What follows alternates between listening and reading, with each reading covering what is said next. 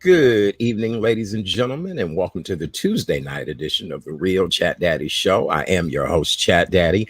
Glad to be here with you guys on this wonderful fall Tuesday evening. It is definitely a fall Tuesday evening. We had rain throughout the day. The leaves are definitely changing, and we are really just a week away, well, not even a week, just a few days away from November 1st. So I have another great show planned for your viewing and listening pleasure this evening. I'll introduce my co-host in just a couple of moments. Coming up on tonight's show, we'll meet a young lady who is a author and historian. Her name is Tammy Gibson, and she's written a wonderful book about monuments and statues that pay homage and tribute to African Americans throughout the country.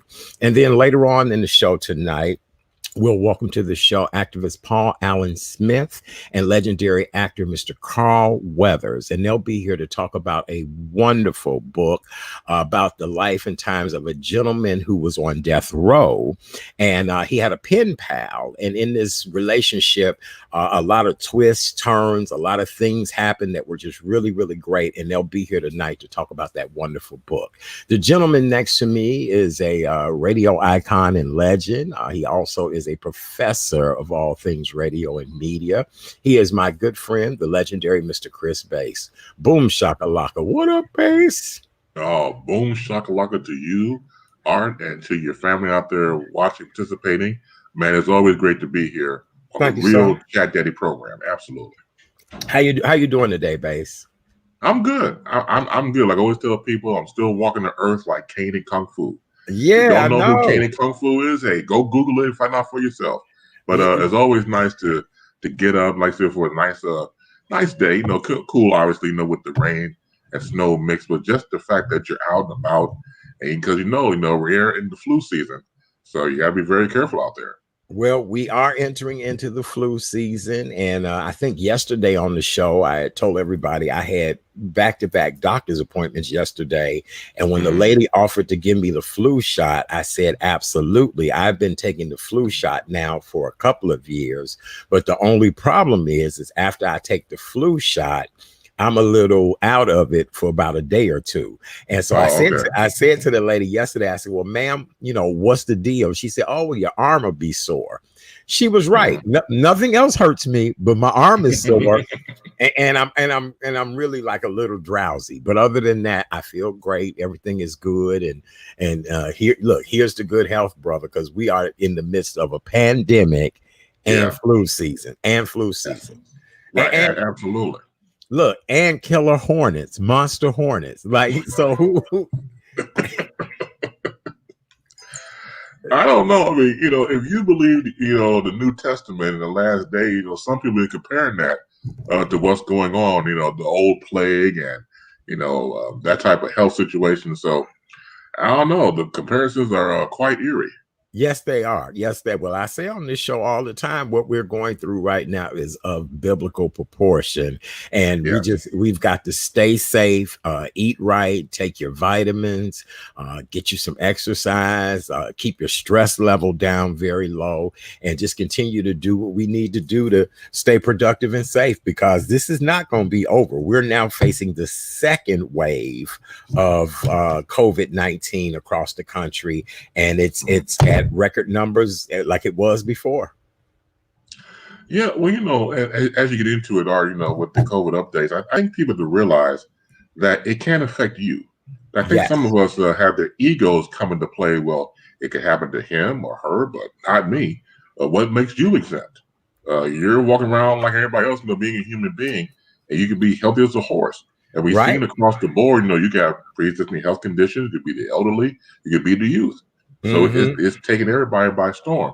And I think that once again, if we just go over the basic mandates that the government or your local officials put out there, it can help. Yes, it could. All right. Well, before we go into the daily COVID-19 update numbers, I thought I would start off by saying we have 7 days until Election Day. The race to the White House is down to its final 7 days. Now more than ever, we want to encourage each and every one of you to go out and vote. You can still early vote. Make sure your vote is heard. We're not trying to tell you who to vote for. It's up to you. As we say on this show, you can either get with this. You can either get with this, the golden Bidens. You could either get with that, or you could get with this. Oh, where's the other one? I think I threw the other box away. You can get with the Lucky Trumps. So now that's on you. That's how you feel about that. I just tell you all to eat cereal that has lots of fiber and is not full of you know what. So that's how we'll put that. Right, Chris? Is that how we're saying that? I like the props, man. That's cool. That's like the visual. That's all right.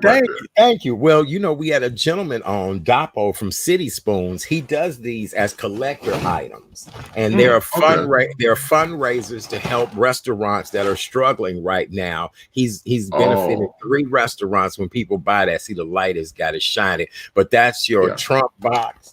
And this is your Biden box. And so, he was on last week. So I'm keeping those because I have 2 of the collector's item boxes, depending on who wins. And it's real cereal in there. So if we don't get any financial aid and assistance soon, and we go into the new Great Depression, I'll have 2 boxes of cereal to eat. How about that? Look, you know what? A friend of mine suggested this when you were back at the radio station doing your program, that you and I should collaborate and do like a this is before COVID, obviously, rent out a movie theater and do old school cartoons, and everybody can have their favorite cereals and come together to be for charity. And I say, you know what, I'm gonna lay it on Art, just the fact you brought it up with the 2 cereal boxes. Maybe that could be something we could do in the future. You know what, Base? Count me in. I think that would be a great idea. I think you and I going back down memory lane, talking about some of our favorite cartoons, some of the favorite. Look, I even know one-liners in a lot of the cartoon shows, all of that. And so, yes, I think that'd be a great idea. But the way I'm looking at it, Base, we probably won't be able to do that until 2022. What you think? Correct. Yeah, you're right. Exactly. The way the world is going, because you can rent a movie theater now for $99, an entire. I read about that. Yeah. Right, but who the hell would be coming to watch cartoons with us on a Saturday morning in a rented movie theater? Let me see. If nobody. Me, you, Kay Renee, it might be a few other people, and each one of us would have our own row. You know what I'm saying? Yes. So, yeah, we'll have to wait on that. All right. So far, 65.5 million people have voted in the national presidential campaign. Of course, this is between Republican President Donald Trump and Democratic challenger Joe Biden. A lot of people are citing early voting because of the coronavirus pandemic. A lot of people have done mail-in votes. They're saying here in the state of Illinois, in the suburban areas, the mail-in ballots have been really big. Early voting in 2020 has now surpassed mail-in and in-person voting in the 2016 election. So the numbers are greater this year of people voting in both mail-in and in person back in 2016. And so that's interesting. More than 136 million total ballots were casted in 2016 presidential election. Isn't that something? No, it is. No, it's interesting when you see it for yourself real quick. I was on my way to the doctor's, ironically, the day they had open. Was it when they started to have early voting? That was Wednesday, October 14th, and I'm going down Michigan. Not Michigan. I'm moving was at Cottage Grove on my way to the doctor's office, and it was 7:30 in the morning, and the voting poll here in Brownsville is like 43rd and Cottage. Art at the King down the block and around the corner at 7:30 in the morning. Yes. Well, that just goes to show you that either people are sick and tired of what we've been going through, or people are just wanting to see what we've been going through continue to happen. But I am thinking in my heart of hearts, people are getting out to go vote because they really do want to see a change in our country, and our administration right now may not be what they're thinking it should have been or would have been. And so I don't know. We'll see. All of this will be over November 4th, right? That's right. Absolutely. Okay, all right. Well, today, Illinois state health officials announced 4,000 newly confirmed cases of COVID-19. Unfortunately, we had 46 additional deaths. The 7-day statewide positivity rate has now trickled up to 6.4%. There were 62,074 tests reported in the last previous 24 hours.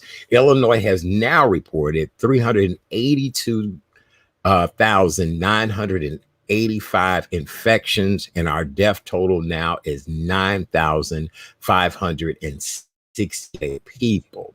The governor of Illinois, J.B. Pritzker, today ordered new restrictions for the city of Chicago that will prohibit indoor dining and bar service and will limit it. Well, I can't talk tonight. Limit gatherings to 25 people.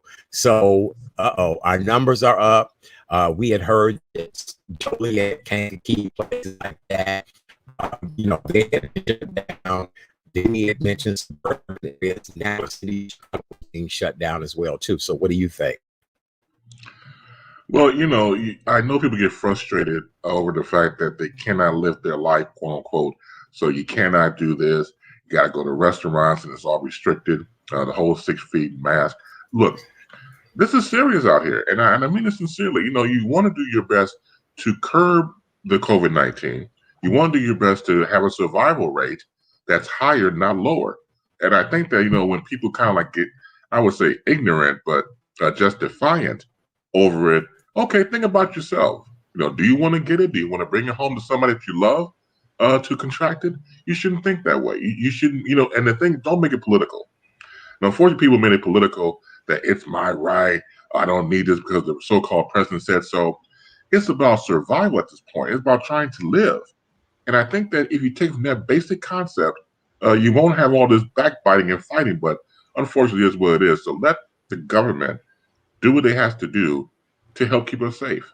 I agree 100%. It's the most important thing. A lot of people are arguing science over reality. Well, here's the deal. If we are following the guidelines of what scientists and the doctors are saying, then it's our government's responsibility to be able to help, bail us out and keep us afloat. This is something none of us asked for. This is something that took over the world pretty much. The United States has been crippled. The number of people that we have lost, the number of people who are still sick. It's just, to me, we're playing with people's lives over money. And that's what I just don't like. People need to be loved, and things, we love things and not people, and people need to be loved, and we need to stop loving, worshiping things. And so I don't know. It's interesting to say the least. The new measures mean that 6 of the 11 regions, which means 5.35 million people and 42% of the state's population will be rolled back as of Friday base. It's come down to that. When the numbers don't lie, as far as I'm concerned, when you watch the uptick in certain areas, it has to be done, because if nothing's done, the people scream and shout, well, how come nobody doing anything? The government not doing anything, the city's not doing anything. It's like you're damned if you do and damned if you don't. In this situation, just be damned. Right. Look, all it's trying to do is just trying to make it safe for us, just walking the earth, like I always say. Let it come to pass. I mean, it's more than hectic, and it's more than frustrating to what we've gone through. But there's a reason why we're going through this. Whatever the reason is, it's entirely up to you, the individual, to try to make something out of it. I mean, once again, we learn more about Zoom. Hell, when I was coming up, Zoom was a TV show on PBS. Yes, it was. Yes. Right. It's right. And look where we are now. It's a part of our daily lives. Everybody works from home and everything else. So from technological standpoint, from technology, it's been great. The human contact, of course, we miss that. But let's have the basic concept to get back to human contact. It's going to take a while.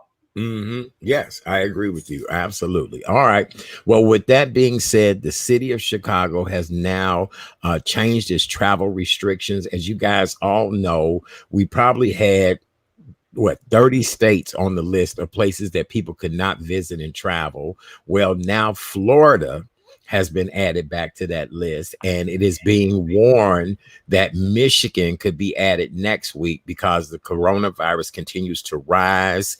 And Dr. Allison Arwady is very concerned about the transmission of COVID. That means 31 states, as well as Puerto Rico, is on the city's list of places residents can't travel to without quarantining. And that means you will have to stay in place 14 days after you get back. And so, I don't know, with the holiday season being right around the corner, Thanksgiving is just really, not what, a month away from now. And we already have been celebrated Thanksgiving a month from now. And here we are wondering what will we do. And then Dr. Nzike Ngazi, she just said, Ngazi Ezike. I always say it backwards. She is saying that the people you'd have around the table for Thanksgiving, you guys can have that big old party if you want to, invite all those people over, but you will probably end up having a funeral by Christmas because of the way this virus is spreading. And so I don't get it though. Base, I see people out doing whatever they want to do. I see people going in clubs. I see people at parties, things like that. So for those of us that have been good in limiting what we do, it seems as if those that, as you said before, throw caution to the wind, they're doing whatever they want to do. They are, and they're endangering, their lives and us as well. So what happens is, when you bring all this down, Art, it's a matter of who wants to listen, who doesn't want to listen. I mean, you and I came up with people in our families and friends who were just hard-headed, who just didn't want to listen to reason. And right. Just because they're adults, they could be hard-headed adults. Back in the day, they were hard-headed children, hard-headed teenagers, hard-headed adults. So even though you can say, look, here are the numbers, there's an uptick here, uptick there, there's restrictions. Oh, well, look, I don't have to do that. But look, you're one person away from somebody having COVID. I want to hear it. And the ones who deny it are the ones that are putting everybody more at risk. And usually those people are the ones that unfortunately would get it, unfortunately would sit back and say, I'm sorry it happened to me. You have to learn the hard way if you just listen to people or science in the first place. Right. Okay. All right. Well, with that being said, we have now been in this COVID pandemic now for 9 months, and winter is looming. We want to talk about mental health issues and how a lot of people have seasonal depression disorder. Don't forget, ladies and gentlemen, that we will fall back an hour this coming Saturday night into Sunday morning. And so there has been an increase of people having anxiety, depression, and mental health disorders. And I talked to a couple of doctors. I'm even having a hard time getting doctors to come on to talk to us because they're dealing with so many clients right now. And so tomorrow night, we're going to kind of dedicate the show on how to keep from having that, seasonal disorder, how to lift your spirits in the fall season, since everybody's going to be in the house. Because keep in mind, when this pandemic started, we were in the house. This pandemic has not ended, and we still in the house. Well, again, I think that people have to realize that whatever the new norm is now. And you just have to do what it takes to continue to survive. Like the key word I believe here, Art, is survival. And it's funny because, like you, I went to the doctors today to get a checkup, and I was given with the outline a questionnaire about depression. I'm like, okay, so they're doing surveys, obviously. You can't help but be depressed. Once again, 9 months. You can't, if you've never been depressed before, you're depressed now. Right. Yes. It's just a natural reaction. It's a natural emotion to feel. And I filled it out honestly as I could and taking it from there. But again, how you are when you're trying to navigate through all of this, and you can use it by faith, you can use it by asking people around you, your family, your friends, who can help you navigate if you need assistance. We're all here for each other. If anything I've learned, and I call this whole thing the reset, if anything I've learned I do appreciate my family and friends a lot more in my life than before. And so we need each other now more than ever. We're pro our own, not being anti anybody else. Very good. I mean, that's a great way to be. I mean, now more than ever, connecting with people, building better relationships and bonds. I feel as if, let the past be the past. Let's move forward. Let's think of the number of people who have died this year, whether it was COVID related or they just went on. Keep in mind, I told you, I know of 11 situations of deaths this year, and none were COVID related, but these were all people that never in a million years you'd have told me that they would be gone like that, or that they're gone now. So no, it's just it's unfathomable in many ways. And it's a reality check of the highest order. And again, it's about getting your life right or clean out your closet. You got all the time in the world to change, to once again to navigate, to find your way to make sense. I mean, now they're saying gatherings of 6 or less people. And so in this situation, look, 6 or less is better than 0. So again, you gotta be careful who comes in and out of your home. So that situation, of course, continue to, spray Lysol, whatever disinfectant spray you use, once again, mask and even gloves at some point, and do the whole thing, and just washing your hands. I know it sounds redundant, but it's trying to beat into your brain that we need to do this. Just plain and simple. Yes. All right. Well, with that being said, every night on this show, we do remind everyone that we are in the midst of a global pandemic. I had heard reports today that they were calling for a national mask mandate, that everybody across the country would be required to wear a mask. If that's the way we can cut this pandemic down and stop the spread of this virus, I'm all for it. So we want to remind everyone to please wear your mask. Make sure you cover your nose and your mouth. See, and this is when people always say, excuse me, ma'am. And then I'll be like, yes. And they see all of that, and I'll be right. And they be like, is it you, Aunt Bunny? Right. And so wear your mask. All right. Another thing, we want you guys to make sure you are sanitizing. Soap and water for your hands is the most important thing you can do. Wash your hands as often as you can. If you cannot get to soap and water, we ask that you please sanitize. Just that easy, that simple. Bass, put your hand out. Here we go. All right, here. Okay. All right. Is that enough? Wait. Yeah. You didn't tell me to stop. Yeah. I know. Got it. Yeah, all right, it's all over you now. See there? Yeah. So rub your hands together and make sure you clean your hands. Make sure they're dry. Oh, see there, Bass? Oh, you shining even more now with that hand sanitizer. Just don't light a cigarette. You know what, Bass? I thought your aftershave smelled a lot like hand sanitizer. I thought so. The last time I saw you, I was now the secret's out. Yeah. that you wear high karate hand sanitizer. That's it. It was really aqua velva, but there you go. That was it. See there? Yeah. All right. Another thing we want you guys to do is social distance. Get off of each other. Back up. Don't be so close. You know how to get people off of you. And just how we used to do it. Get off me. Yes. Right. And then another thing, if you're not feeling well, keep your ass at home. Plain, simple. All of that.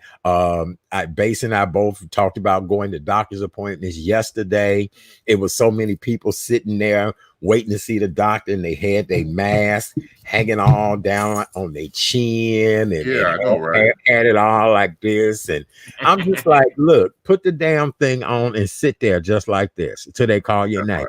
These people are not making you wait long. They getting you in and out. They get you. No place did I go did I wait a long time to be waited on, and that's what I appreciate. So, all right, what else they need to know, Bass, about staying safe? Let's staying safe. And another thing, as a special public service announcement, do not put on a mask if you have bad breath. Don't do it to yourself.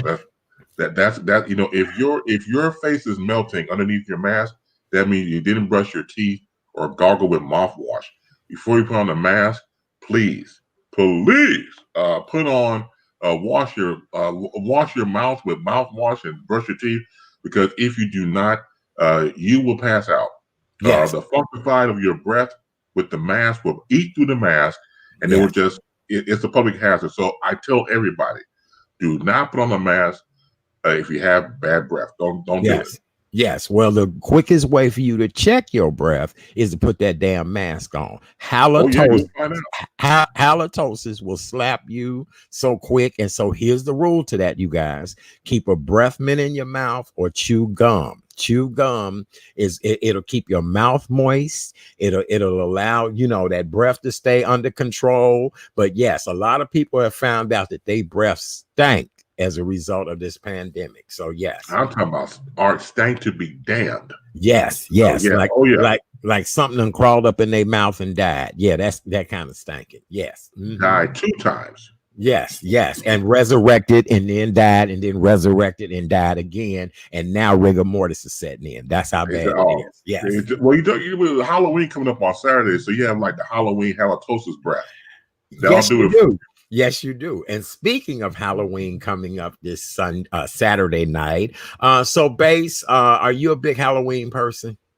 Always have been. Always have been since I was a kid. And I'm old school, man. I love the Universal horror movies.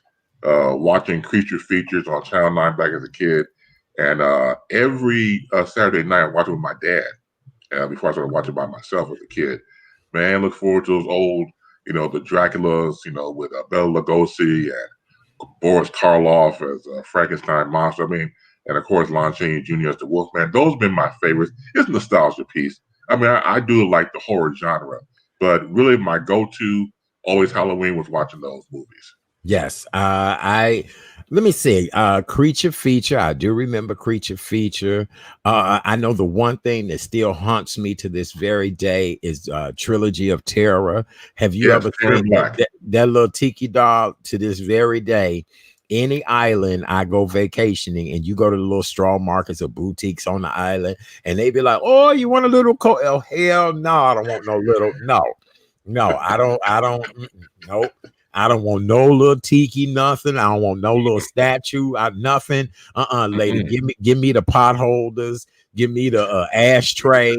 Give me any of those type of things. Do not give me no damn statue, tiki doll, none of that. Because Trilogy of Terror.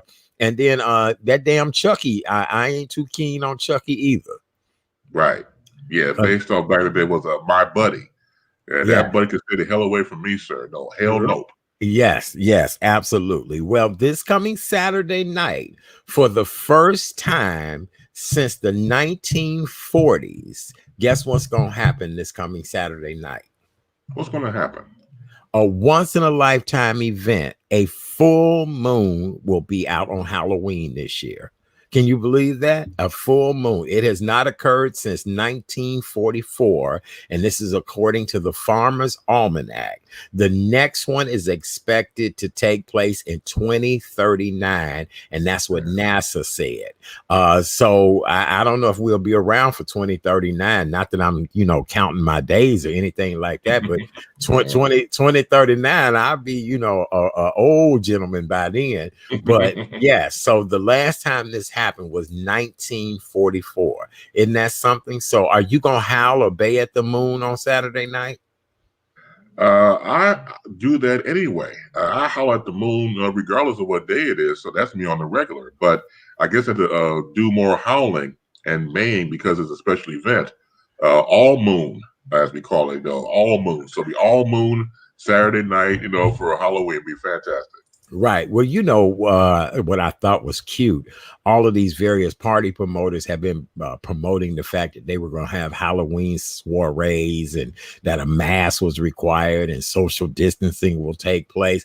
And I'm thinking to myself, who in the hell has a Halloween party and people follow the guidelines and rules? This is the night when you are able to dress like your favorite fetish, fantasy, freak, whatever it is that you want to be for Halloween. This is a night when you can let your hair hang down, and there's no way in the world am I going to show up someplace and not let my whatever I'm dressed as really be what it needs to be. So nope, he's shutting all that down. Friday night at 11 o'clock, you guys will not be able to, do anything. If you do it, it'll have to be a daytime Halloween party. Yeah, it's almost like back in the day, we had those speakeasies. Right. Back in the day, because of alcohol being prohibited back then. you're probably doing the same with some of these parties that people get together with. So it's really touch and go. But yeah, but Halloween has always been one of my favorites to celebrate. Mine's too. I do. And then every year I would give a Day of the Dead party, Okay. which is one of my favorite things to do. If I didn't have a Halloween party, I would have a Day of the Dead party, make some of my favorite Mexican dishes that I like to recreate, celebrate everyone who has gone on to become ancestors. And then it would be almost like me having a Halloween party and birthday party all roll into one. But thanks to COVID, that won't be happening this year. Mm-hmm. That Day of the Dead sounds pretty cool, though. Yes, I do enjoy having the Day of the Dead parties because you do dress up in your favorite costumes, and it's all about bright colors and remembering the ones that have gone on, and then you eat decadent food and have great drinks and all that kind of stuff. So, won't happen this year. I guess I'll have to order me from my local taqueria and just eat and chill out and be by myself. I mean, that's the new norm now, right? Well, yeah, unless you're gonna have a virtual Day of the Dead party and have people dressed up virtually. I know that's the same, nothing's the same and everything else, but at least you can check out people's costumes and what they're having on and something like that. That's true. That is true. All right. Well, you had anything in the news you want to talk about base before our next guest joins us? No, pretty much. I mean, like just to recap what we were talking about before, I want people to really sit down and marinate and listen about what's going on out here. And once again, I reiterate, don't believe that you are exempt. This, once again, it's a serious business out here. And the death toll that has been rising for all these months is, it does make you cry. I know I sat back and just leaned back and said, it's gotta be a nightmare. And it continues on. And I guess the so-called president, I guess what really angers me, not only the obvious about him stealing information and saying they want to stir up panic and lie to the American people, the fact that he's so-called out there dancing. For one thing, he cannot take two steps without like about to fall apart. But you trying to do like I don't know, so old man 1974 hustle to the to the chagrin of the village people, macho man and YMCA and stuff like that. And I don't blame the YMCA. Wait, how homosexual is that? That's all I'm gonna say. No, that's all the way. That's all the way homosexual. I mean, look, everybody knows that.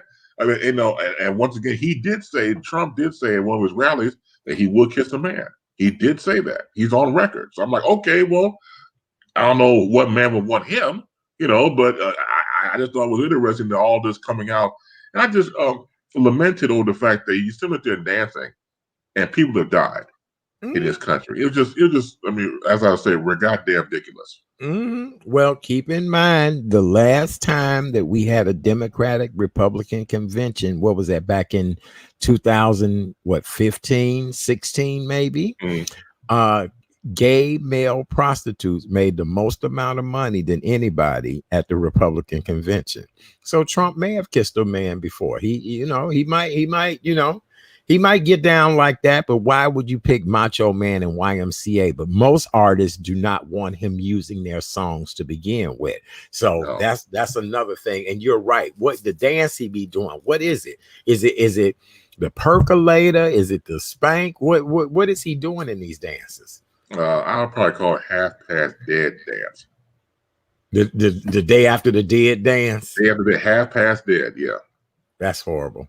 That really is. All right. Oh, so I am understanding that Leslie Stahl, the 60-minute correspondent who just did an interview with all of the candidates this past Sunday, she is now having to have bodyguards because she's been receiving death threats about the interview she had with our current president.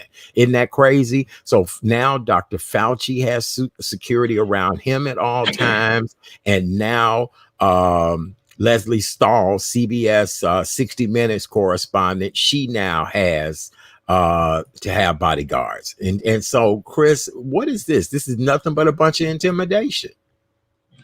Well, again, the so-called president likes to have people have lock, stock, and walk with him. And the ones who are defiant, quote unquote, and the ones who are feeling that they're a threat to him, they have to be dealt with. And that's what he does. And so going back to Leslie Stahl, he said once again in one of his rallies, "We have a surprise for Leslie Stahl." He premeditated this. He told it in the public.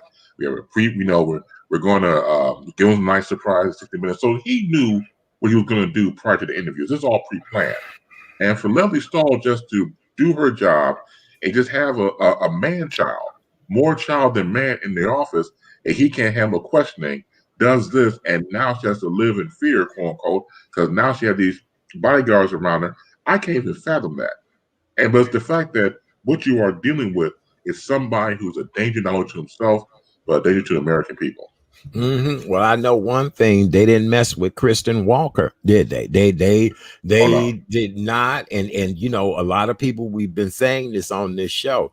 You ain't gonna mess with no sister girl. Now, the one thing that white men try not to do is upset the sister girl, because the sister whole different backlash if you upset the sister girl. It's okay to upset the old white woman who's been a journalist forever. It's okay to upset that's just the way it is. It's politics. It's journalism. Right. But I bet you didn't mess with sister girl like that. No, unless you just want to battle and lose, right? Then you try to check a sister girls like the great my man rapper my man used to say, "I got you all in check." Mm-hmm. So, go across the board, yeah. Yep, you got that right. All right, well, Bass, let's move on. Our first guest this evening is no stranger to the show. She's been here with us many times before, whether it's Black History Month celebrations or planning the most perfect family getaway and vacation and going to historical African-American sites.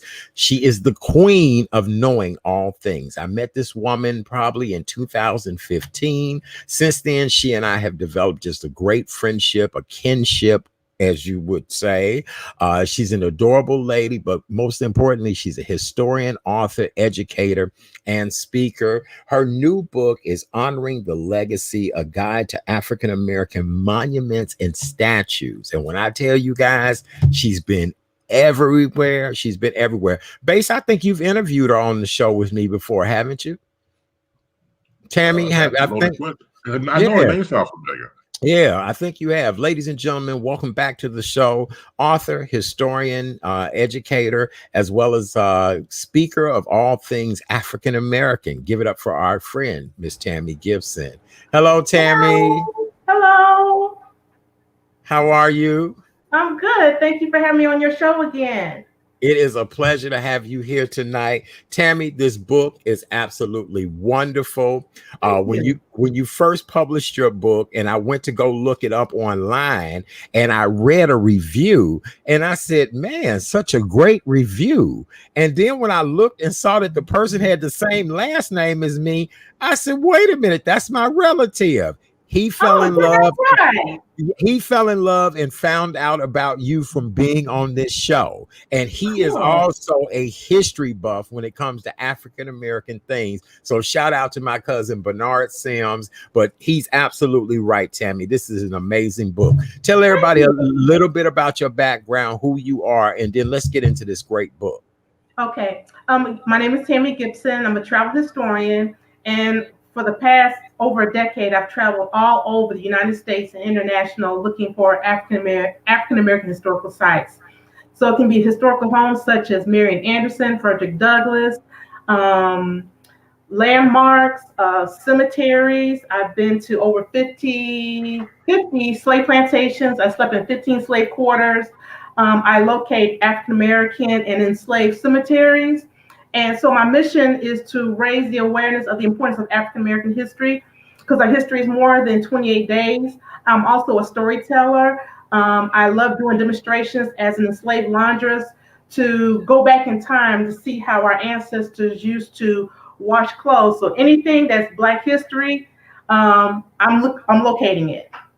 Wow. And so, Tammy, what brought you to start doing this? What drew you to do this? Because this really wasn't your background before, but then all of a sudden you just had this massive love for Black history. Yeah, it wasn't until I went back to school at Chicago State University, and I got my BA in African American Studies. And just the experience, even though Chicago State is not an HBCU, it had that HBCU experience. And my trip to Africa through the study abroad with Howard University, Miles College, and Chicago State University, and Northeastern Illinois University. I mean, it was just an amazing experience. You know, the anticipation of, you know, getting off the plane, stepping on the African soil for the first time. Our tour guide saying, "Welcome home, my brothers and sisters." I mean, it was just such an amazing experience, seeing the Sphinx, the pyramids, riding a camel. Even though I lost my luggage, they lost my luggage, and my luggage was still in New York for 2 days. But I was gonna let the devil steal my joy. You know, I was here in Africa. And just the 2 weeks was just an amazing experience. And when I got back home, that's when I decided that's what I wanted to do, because I view the world as a classroom. And instead of me sitting in the classroom learning about something, I want to go out there and touch and feel and interact with people. And that's why I want to be a travel historian and post on Facebook, not only to educate myself, but educate others about the importance of African American history. Because our history is more than Martin Luther King, Rosa Parks, and Harriet Tubman. So it's very important that we expound our knowledge, because there's so many unsung heroes and sheroes that are not in the history books. Very good. Base, you have a question for our guest tonight? Well, first of all, Tammy, how you doing? Good to see you. Boom shakalaka. Thank you. I appreciate that. Boom shakalaka, well received, and return back to you. It seems as though, Tammy, that this was a calling to you. That it seems as though that some people I've talked to over the years kind of like stumble into something and then be embraced. Would you agree that there was a calling, that all this information about history, let's say beyond Malcolm X and people like that, was a calling towards you? Absolutely. It was definitely a calling to me. And I just feel like it's my job and duty, you know, as an African-American woman, to honor our ancestors, because we are standing on their shoulders today. Whatever you're doing today, it wouldn't have happened if it wasn't for our ancestors. Mm-hmm. Would you also say that, excuse me, especially nowadays, we have just obviously remote learning with children in schools, that it needs to be taught 24 hours a day about Black history, African American history? Because I remember just, you know, when I was coming up, when you heard about certain or read about certain people like Alexander Dumas, for example, who wrote The Three Musketeers and The Man in the Iron Mask, who was French, he was also African. And your back stood up a little bit, and you had a swelling of pride, because you knew people that came before you did all this great work. Could you emphasize the fact of why is it more important for African American children to know about their history? Well, I mean, it's very important. And I always tell people, our Black history starts at home. We cannot depend on the schools to teach us. It starts at home. You know, it starts with watching documentaries, making Black history fun. You know, have them, do coloring books, play games. But it's very important that we teach, our history, it's very important that we start our history at home. Very good. So, Tammy, I want to find out, how long did it take you to put this book together? And what was the first place that you ever, outside of Africa, went to do solo on your own to start this journey? And so let's talk about, the first place outside of Africa, that monument or statue you went to, and then how long did it take you to put this book together? You know what? I wish I knew what was the first statue I took a picture of, but I remember taking a picture of the statue, and I just said to myself, I wonder how many African-American statues and monuments are in the United States. So from then on, I started. So this was like maybe five or 6 years ago. Then the Charleston 9 happened with the murder of the 9 parishioners, and that pretty much ignited the talking about the monuments and the Confederate flags being taken down, and just trying to understand that why do people celebrate something that they lost? Instead of waving the Confederate flag, you should be waving the white flag because you lost. And so that really sparked a conversation of taking down these symbols that represent, racial terror, dehumanization of African Americans, especially in African American neighborhoods where you see a Confederate monument towering over a community of African Americans. And so it died down a little bit, and then came to Charlottesville with the tiki torches when they went to Charlottesville, Virginia. And I remember going to a conference maybe 2 weeks after that incident, And I got up early in the morning and I went to the Robert E. Lee statue because they're trying to take that statue down. And this statue is 27 feet high. And I just think about African-American students that are going to this university to get an education and have to walk past a Confederate, statue.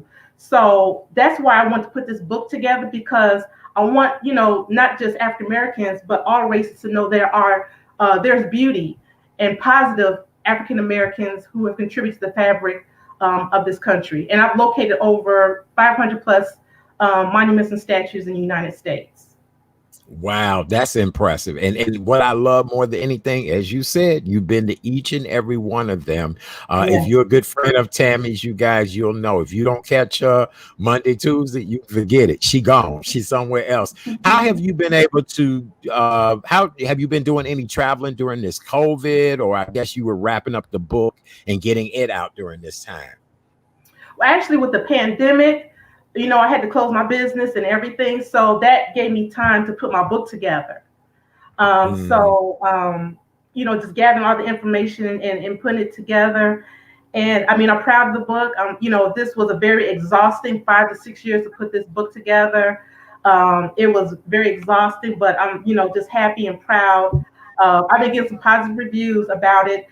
So this book is not only educational, when it comes to statues, but these statues is also a teaching tool, and it provides, beauty and pride in a community. Mm-hmm. Very good. Base, any other follow-up questions you have for our guest tonight? Well, absolutely. No, we all know this doing this platform that we are beautiful people. Mm-hmm. We really are, despite what the news says, despite the daily grinds of hearing, unfortunately, people getting shot and killed here in Chicago on the South and West Side. Historically, we are great people. And it's nice to know that, Tammy, you have committed your time and effort to have a book like this about the history and monuments, because we need to know that. Mm-hmm. And even some most well-read people need to know, because, as they say, knowledge is power. Mm-hmm. When you're doing your research, for example, were there, I know always like, it's like having children. You don't want to say anyone's your favorite because you don't want to turn around and hurt somebody's feelings. But were there certain monuments or certain historical values that really just moved you emotionally? I would say the one that moved me was the statue in Austin, Texas. It was the Emancipation. And in Galveston, Texas, that's when they were the last to know that they were free. And the statue is a monument. I mean, it's massive. You get on the internet, it's just so beautiful. And within the monument, it's a lot of hidden symbols and messages pertaining to African Americans that were free. And that's what I try to look for. And also, African American statues, like a couple of days ago, the Ella Fitzgerald statue was vandalized in Yonkers, New York. The woman that designed the statue, her name is Vinnie Bagwell. If you look her up, she's an amazing artist, and I also interviewed her in my book. The Ella Fitzgerald statue was her first statue that she designed. And to see it vandalized, I reached out to her and just said I was sorry for her, but she's really, upset about that. I always try to highlight, situations like that. And also Richard Pryor, he has a statue in Peoria, and it took 10 years because a lot of residents in Peoria did not want him to be a symbol of Peoria, to have this statue up because of his language, and his grandmother, owned brothels. So George Lopez, D.L. Hughley, and Cedric Entertainer had to pay the remaining balance of the statues, because these statues are very expensive. They cost like $250,000, $300,000. So I always try to not only look for the statues, but look if there were any, how long did it take to have the statues designed, how much it weighs, the height of it, and if there were any controversies putting these statues together in certain neighborhoods. Tammy, the one thing that I'm sorry, Base, go ahead. No, I was just saying, I've been watching this docuseries on Showtime called The Comedy Store, the Comedy Store out in Los Angeles. And of course, they covered Richard Pryor. And right to this day, any young comedian or contemporary comedians will tell you, Richard Pryor is the GOAT. Mm-hmm. That is the greatest of all time to do it. and I understand about his language and his mother owning the brothel, but the man changed the game. Yes, he did. The man changed the game completely. I think that when you are a person in any walk of life who transcends the profession and become your own light speed lane, it should be acknowledged. Yes. You should acknowledge greatness. So I'm sorry that they had to go through all that. I'm glad that the other comedians that pitched in for that. And Ella Fitzgerald, another game changer. The woman almost invented scat. Her scat was so fantastic. I mean, almost speaking in tongues, at one point. So again, if you didn't know your history, you wouldn't know anything about it. So I'm glad that you're sharing this information with us, because these people need to be known, and they have to have these informations about themselves and their lives immortalized in these statues and monuments like you just talked about. Right. And one thing I wanted to also bring up, which is very important, and since I've been doing this book, I have a deep appreciation of public art, and so I'm learning as I go. But out of the 500 statues and monuments I've located, only 100 were designed by African Americans. So to me, that's a problem. And doing my interviews with these artists and then doing my own research, when you have people in high positions that hire artists to design monuments and statues don't look like us. A couple of years ago, I think it was in 2018, a museum in New York hired 10 art directors. All of them are white. And so my book, when I was interviewing these artists, they talk about their passion and love for Black art, but they talk about their struggles of getting commission work to design these statues. And so the 500 plus statues that I located, only 100 were designed by African Americans. That's very troubling. Wow. Tammy, I want to talk about something else that you've been doing recently that I just think is beautiful as well, too. You've actually been trying to secure tombstones and headstones for famous African Americans who have died and never had a proper head or tombstone. And so can we talk a little bit about that before you tell people how they can get your book? Sure. I just started a couple of years ago, because my first time going to a cemetery or going to a funeral was when I was 18 years old, and I was traumatized. I slept with every light on in the house. And I asked my mom, I said, "Mom, how come you never took us to funerals or, cemetery, go to a funeral?" And she was like, "Well, I didn't think it was appropriate for young kids to go." So that was something I had to, conquer that fear. But the reason why I go to these cemeteries is because going to African American cemeteries, they're not getting the proper funding. A lot of graves are a lot of depression. The weeds the grass is all the way up to your kneecaps. So that's why I go to these cemeteries to highlight the conditions of a lot of these cemeteries.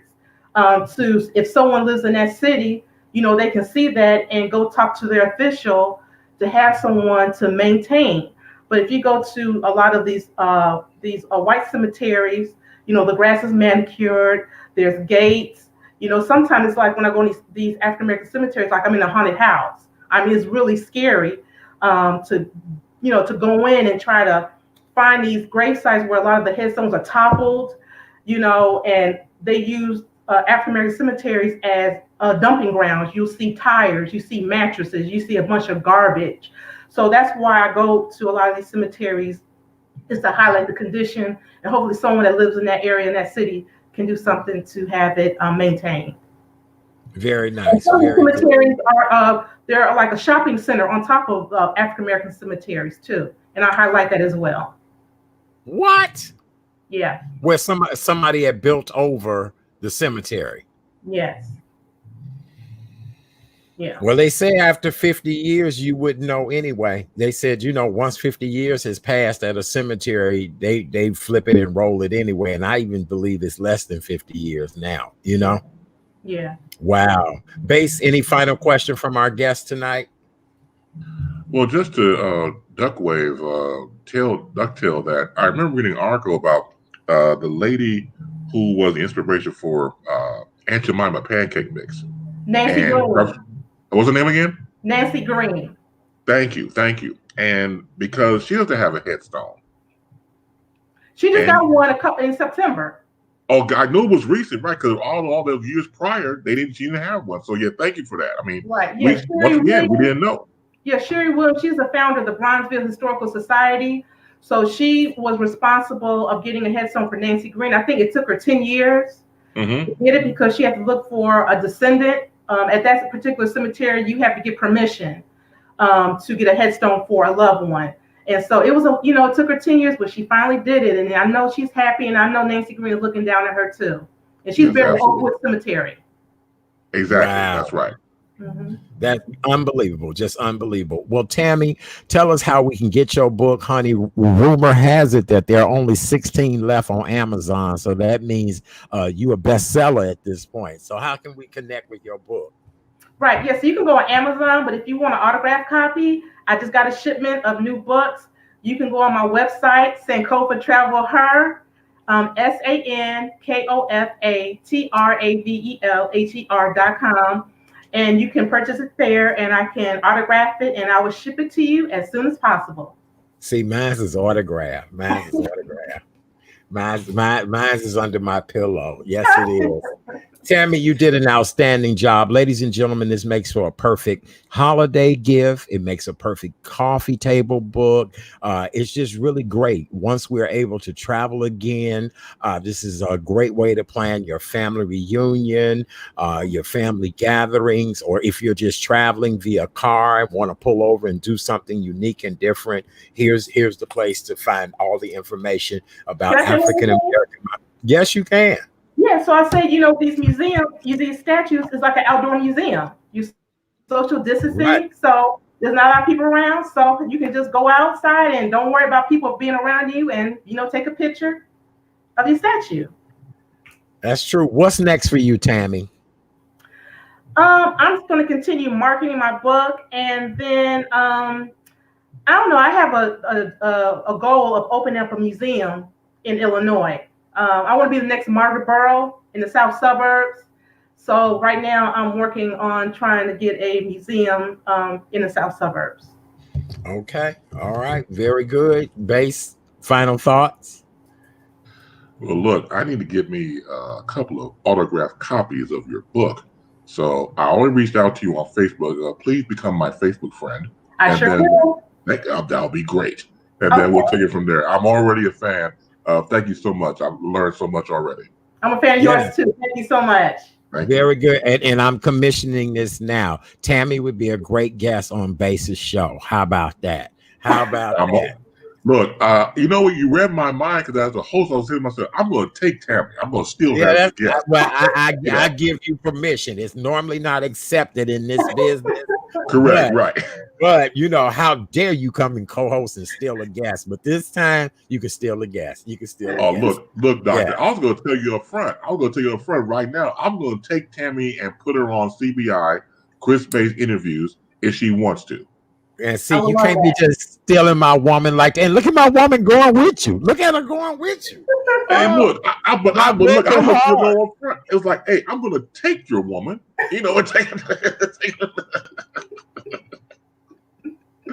But no, it'll be more than my honor, Tammy, to have you on CBI if you're interested. Yes. Oh, thank you. Absolutely. Yes. All right. Well, very good. Ladies and gentlemen, historian, book author, an amazing book, Honoring the Legacy, A Guide to African-American Monuments and Statues. Our good friend, Tammy Gibson. We just love and adore her. Thank you, Tammy, so much. We appreciate you and look forward to talking to you again in the near future. And you can go with Base if you want to. Just come back. Just come back to me. I will come back to you. All right. Thank you. All right.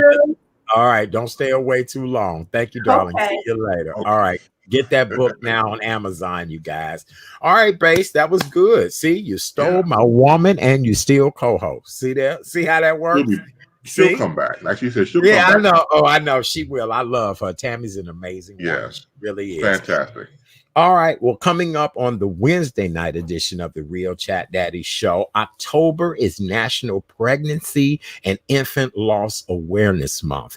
And tomorrow we'll welcome a beautiful mom, businesswoman, entrepreneur from the northwest suburbs of Chicago, who will talk about her experience of losing a child.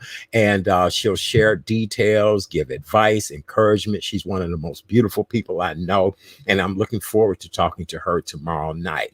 And as we said earlier on in the show, we are 9 months into COVID-19. And so we went from winter and spring being in the house to now we're into fall. So tomorrow night, we're going to talk about things that can help to boost your energy, things you could do around your house to get your house ready for fall, and even the holiday season that's coming up that's going to be different. So tomorrow night, we're going to talk about falling back in love with your residency, as well as I'll share a couple of recipes to keep your energy up and all that great stuff. Isn't that good, Bass? That's nice. That's beautiful. It's nice. We That definitely need beautiful. some beautiful. Need some uplifting. And once again, I know about a lot of gray skies and not too many sunshine, but we definitely need it now more than ever, and especially when it comes to the sunshine part, because it's what you make of it, it's what you create. Yes, because now, I go to wake up in the morning, it's still dark outside. So I have a hard time. So with this hour of time going back, at least, the sun will be up a little bit earlier now. But man, it's, that seasonal depression thing is a problem, Well, absolutely. I get it now, getting older, as they say, long in the tooth or the long in the teethus. When my grandparents would get up literally at the crack of dawn, literally, and it was like 4:35 in the morning, already up. They up and about. And the older I got, I'm like, I get it, because I'll get up early in the morning, do all my, chores, or, run around, do my things around the city, when it was before COVID, from time to time, and you're finished. Right. And so, like you said before, but when you look up now, because of obviously the time change coming up, and it's still dark out, it's like, good night. God damn you, I went to sleep at night, I wake up at night. Right. No, I get it. I fully do. It's not the easiest thing, to deal with, but it'll change eventually. What else you got coming up? How's the show coming along? Thank you so much for my amazing interview you did with me. It was great. Oh man, anytime. It was a lot of fun. CBI. I'm very glad that God gave me the insight to create it, because once again, doing the show I do on Fridays, it's pretty much a week in review, and people like you have on your show chime in and type to the conversation. To dedicate a show dedicated to just interviews is really a good point for me. So, for example, with you being on tomorrow, thank you for the plug. Tomorrow at 4 p.m., I have on a great radio talent named Phil Hendry. Okay. Phil Hendry is a fantastic radio performer, also does voiceover work for animation. He's done some comedic acting. I live on the West Coast, and I've been admiring his for years.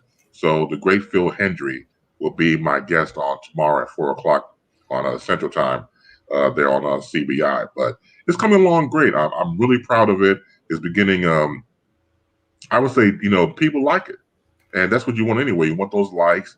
You want people to, get on board and embrace it. I'm glad that they are. It's more than my honor to do it. Oh, and you do a great job at it. And people tend to love intimate, up close and personal interviews. When I had started my project on Instagram, the lunch dates were absolutely great with people. I'll eventually have to start those again. But people love to hear one-on-one interviews with people. And people love doing one-on-one interviews. It makes them feel special when somebody wants to take time out to talk to them about who they are, where they come from, and what makes them who they are. So no, great job as always. You do an excellent job at that. Oh, and same to you. We had a conversation before about watching broadcasts as we were coming up, or depending on who we admired or gravitate towards. Because back in the day, as you know, Art, the interview process of certain people with one-on-one, if you were a celebrity in particular and you didn't do well in the news, or you caught some bad press, you went to two altars. The altar of Oprah Winfrey and the altar of Larry King. That's right. Those are two you went to. And you had an hour format to really get your side out there. We don't find too many people like that out there nowadays. I think you have certain fractions. Yes. If you can find them, yeah. Well, I think nowadays, back then, there was a certain amount of fame and shame. Now shame is a normal part of the world in which we live in. We see Right. shame on every level. I think now that we have more reality shows, more things like that, shame is no big deal. Back then, oh my God, you did what? You slept with who? And you're right, it was Oprah or either the other guy of the reason why it would be the way it is. So I'm not Larry King. necessarily Larry King. Yes. So I'm not sure, why it is or why, but now I guess shame is very common, a very commonplace. No, you just nailed it. Yeah, shame is fame. I go along with that because now it's, the old adage, any press is good press. And Right. they've definitely used that to their advantage. And especially because you got to factor in, obviously, 24-hour social media. Yeah, shame is embraced. The shade room and other entities when you're able to say, look, like I said, back in the day, you have to say, well, you slept with who, you did what. And I was like, you slept with who, yay, hooray. Right. Right. Type of thing. So it's definitely a different world. All right. Well, we're waiting on our next two guests to join us. I just had a phone call to ring, so I don't know what that is, but let's continue to keep talking. And then let's talk about your Friday show as well, too, Bass.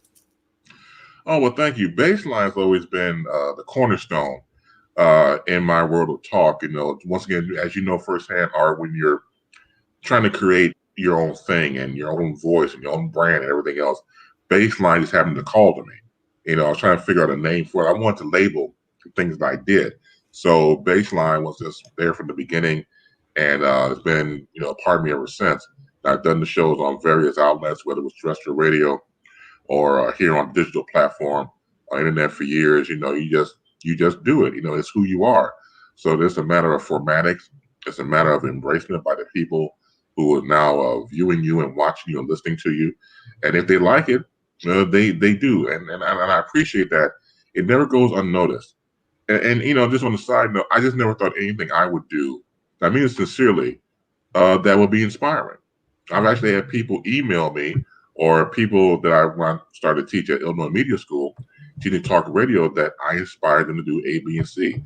I'm like, sure, you got the right Negro, because I'm looking over both shoulders like, you sure you got the right person. Right. But am I the person who you thinking about? Right. Exactly right. Because your own travels, quote unquote, what you've done over the years. So with me, it's kind of hard to accept, but I do accept it now because one day you turn around and you become Obi-Wan Kenobi, and it's one of those things you just have to embrace. So when I'm able to use the show to do it, to engage with the people talking via typing into the conversation, and I like that. The one thing I do miss is actually doing a show with live phone calls. That I miss tremendously. I have to admit that, because that was the fun in doing talk radio. I got into it, was to interact with the guests, interact with the callers. That made it cool. That's when your personality as a talk personality really started to shine. And I definitely miss. I have to find a way to recreate that. But that was always my I look forward to interacting with the people in the phone lines. I do too. I used to enjoy it 100%. Every day was a different day of people calling in, giving their thoughts, opinions, ideas. Come to find out, a lady who used to listen to my show quite faithfully, she recently passed away. So there were certain people that had become like family, that there were some issues and problems. Well, that happens. And what we do and what other people have done in our industry when you're a personality is that you become a part of their lives. Sometimes we may take it for granted. It's the lay of the land. But I think, again, it's the X factor you as the host have to the listener or to the viewer or both. And you connect on a level where, hey, it's 7 o'clock. I got to watch Art. You know what I'm saying? There's connectability that's there that draws that person to you because they know what they're going to get. They know the real Chat Daddy show. They know they're going to get from beginning, middle, and end. The guests you bring in, the co-hosts, and everything else. It's a structured format that people gravitate towards. And so when you do that, it's executed, because there'll be days where you sit back, oh man, I could have done it a little bit better. That's only because the fact you know there's a strive of excellence that you, Art, have for your program. And even though other people say that was a good show, you may say, and I'm not going to put words in your mouth, but let me ask you this, just we're going back and forth. Are there times when you do a show and you sit back and say, I could have done it better? Oh, all the time. Yeah. And when you're dealing with other people, that's where the problems and situations come in. So you're waiting for other people to execute things, but all the time, every show could be better, could be different. I've always been that type of person because I am such a perfectionist that every show can always be tweaked or done differently and all of that. Yes, absolutely. And I do this show out of just love and respect of the art, the craft, for no other reason, just to keep people informed and to do the right things that are necessary to keep people engaged, you know? So what about you? Oh, I'm the same way. I'm better than I was before in the past, because I hate to tell people this, they don't believe me. I couldn't stand my voice. Even when I kicked in and started to do radio, because in my mind, I could sound better than that. So when I heard my air checks of my shows, I would get pissed. I get upset because in my mind, I was hearing a different show. Right. But that would take time. So I had to just not get so upset, not get so pissed, and just ease back, bring it down 5,000 and let it come naturally. When it came naturally, I started to feel better about myself as a radio performer, as a broadcaster, and a host. But you can't force it. It has to be organic and natural. So yeah, for you call me back in the day, man. It's like, hey, Grace, that was a good show. I don't know, it wasn't. I don't want to hear that type of stuff. I don't want to hear it. You know, so I'm dealing with the same person I was, say, about 10, 15 years ago. But like you said before, there's a form of perfection. And like with me, when I'm going through a show process, I can hear it in my mind already before I do it. So then it matches up when I'm in real time. So now it's a matter of just putting all, crossing the T's and dotting the I's. And now it's a good show. But you walk away with, I could have tweaked this. I should have said that. And that's just, I think, once again, just trying to be the best form of you can be. Very good. All right. Well, based with that being said, we're going to move on into our next segment. Our last and final segment this evening is two gentlemen. I see we have one so far. I don't know if the other one's going to join us or not. But this is the book of a gentleman. Did I send you the notes on this earlier today? Isn't it fascinating, this story? Yes. I had several friends who were pen pals of those that were incarcerated. And I learned a lot from my friends about the, pen pal situation. Well, activist Paul Allen Smith actually turned his letters from his pen pal, who was on death row in Philadelphia, in prison of all places, into a stunning work of just, you name it, what prison life was about, the trials, the tribulations, just how great of a man Tiyo Attallah Salah-El was, and just all of the things that he did to fight for people inside of prison, fight for himself. He earned degrees, all of that. I was just so impressed because, as you and I said before, we are very much caught up into people's stories and how they survive and what they do. And this is just absolutely incredible in many different ways. So joining us tonight is the gentleman who penned this wonderful book, as well as a legendary actor who is doing the audiobook version of it. Ladies and gentlemen, welcome to the show tonight, Mr. Paul Allen Smith and legendary actor, Mr. Carl Weathers. Gentlemen, how are you? Doing well, thanks. It's a pleasure to have you both here. We apologize about the technical difficulties. You know, we living in the world of Zoom. And if you go back in and edit something, they change the link. And so glad to have both of you gentlemen here tonight. It's a blessing. Mr. Smith, it's an honor. And wait a minute. Is that Apollo Creed sitting there? Is that who that is? Oh boy, here we go. I thought we were going to be talking about Tiyo Attallah Salah-El.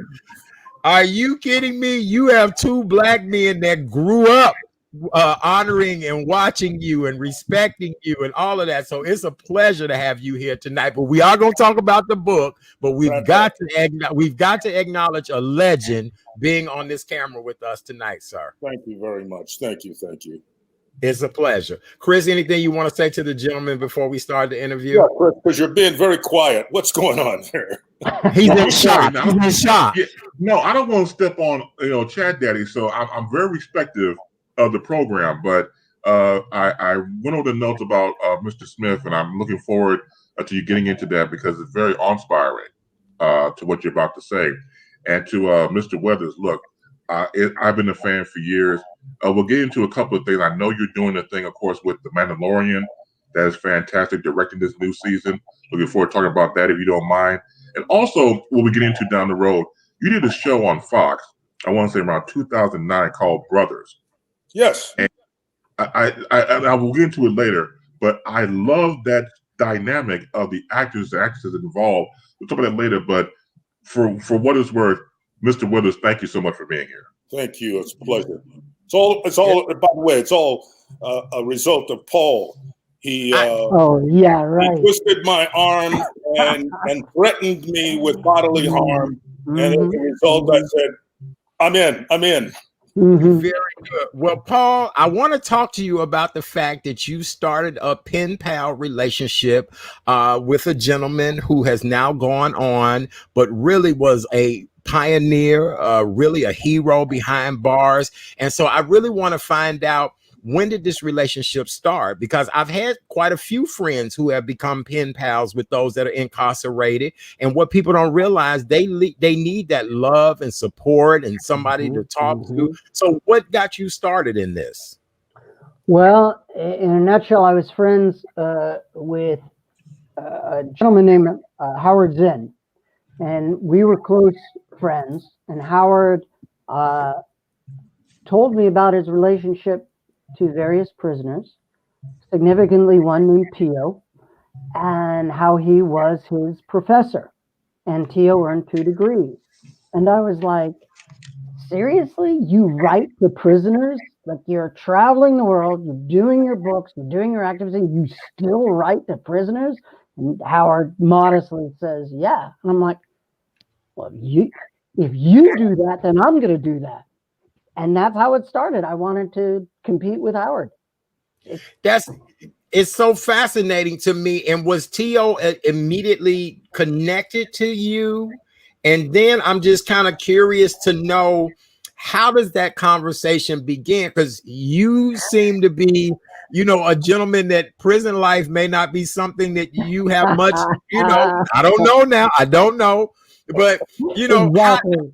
how did it all start? Like, brother, you in there for life. I'm out here, so how did the conversation start? It's a great question, and you'd be shocked how easy it was. We're just 2 guys, and we talk to each other like 2 guys. We wrote like 2 guys, and the fact of the matter is, it wasn't that big a deal. I don't want to play it down, but you were saying, I don't know you, and we talk, and we meet at a party, and we talk. I mean, I don't know your history, but if you like the way I'm talking to you, you find it respectful, find it interesting or humorous, we kind of started that dance, if you will, and it was an organic one, and the trust kept building and building and building. Like any friendship, you get something from them, they get something from you, and it flourished.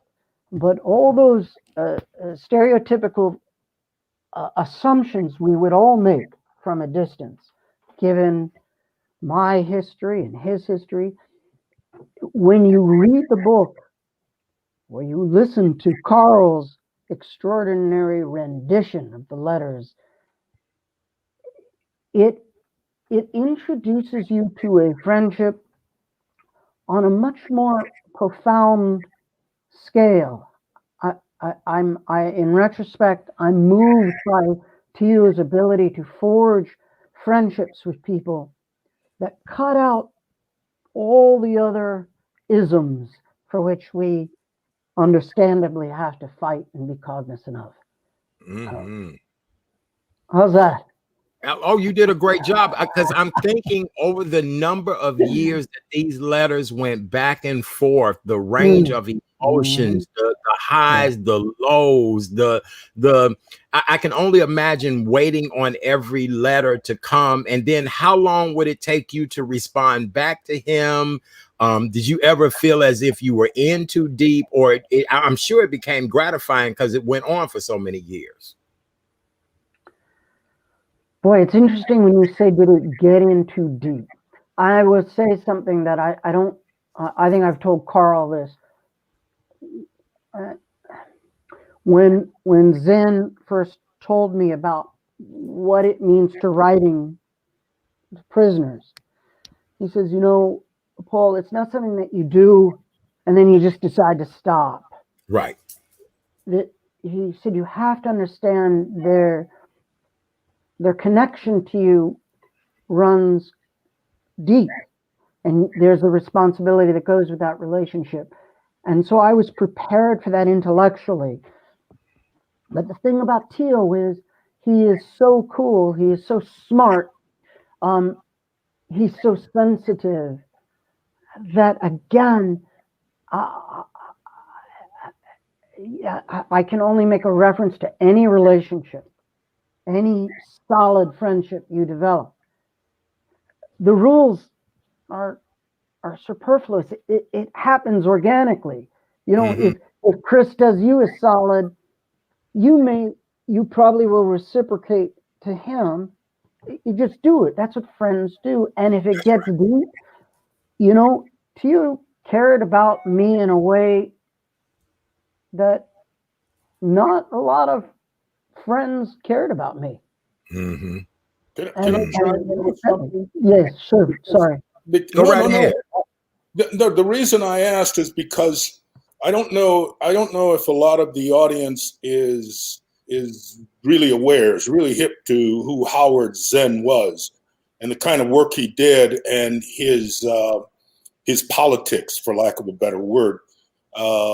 First time I read anything of Zen's was a book called The People's History of the United States. And it's a book about so thick. And in that book, you get a history that you don't get in history books that you find in school.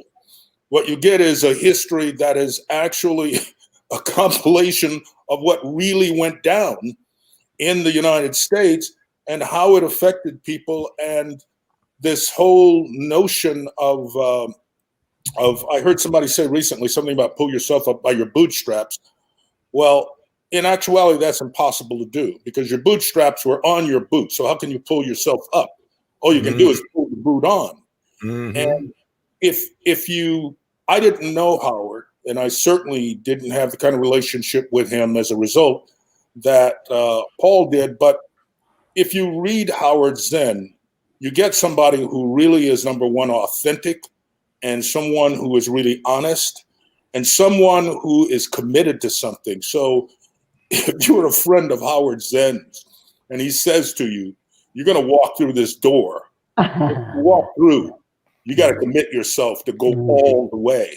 And you know what you're walking into is pretty damn deep. And Tiyo was just that. Wow. Bass, do you have a question for our guest tonight too?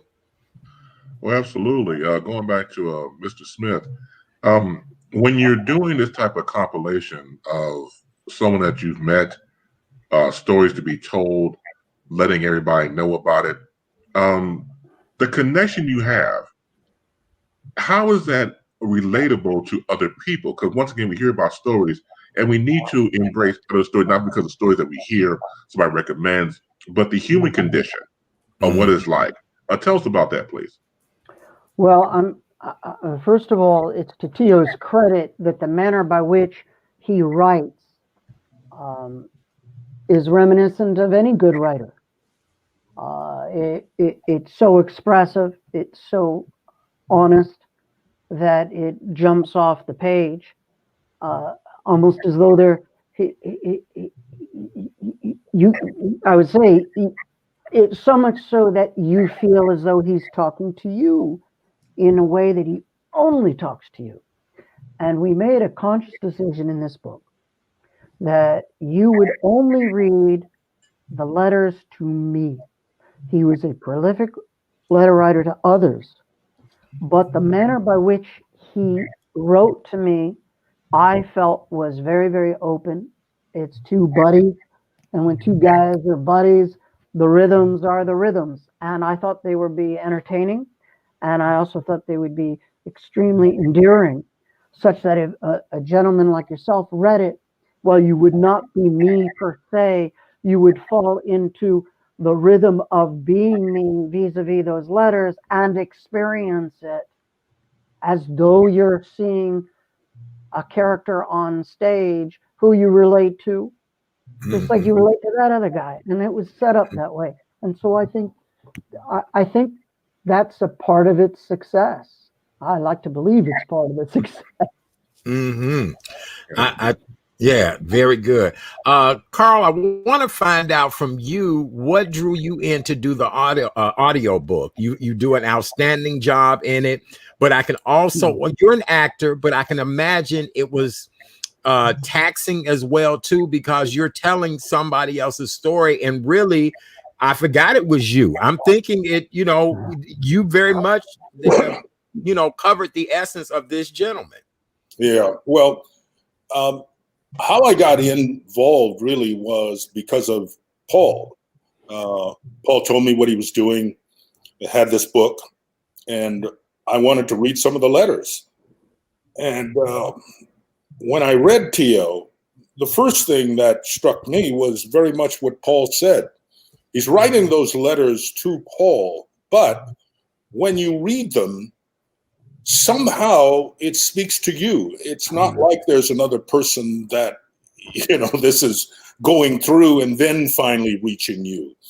And so I read the letters, and I was so touched by Tiyo's eloquence and his from the heart kind of honesty when he's talking to Paul through these letters, and the way in which he talked to Paul in these letters, and the self that he revealed. So when I read a few of them, I said to Paul, if you're going to do this and do an audio book, I want to read Tiyo. Would you be cool with that? And Paul didn't know what he was getting into with me, but he agreed. And we went into the studio, and the day is spinning there. To your point, Chat Daddy, the days were taxing because the letters have tremendous amount of emotion in them, and you can very easily make a mistake and try to be emotional as opposed to just talking to someone. And I had the good fortune though of Paul had these letters, because many of them are handwritten. And Paul had them typed out so that it made it a little easier for me to ferret through, Right. And he was there all the time. So that was really great. And we just, I think 6 or 7 days, Paul, we got through all the letters that I was reading. And I got to sit back and listen to you read. It was very hard. Very hard. At any rate, we got through them, and the good thing in all of this is, aside from the letters, I got to give Paul some props, because I never told him this, but most really good producers feed the help really well, and Paul fed us well. It made me want to commit to working even harder and delivering something that was special, And Paul, I got to tell you, I'm inspired. I was inspired by the letters. The food was good. I love it, and treating people well. So, Paul, what's next for this? Because I really do see this on the big screen.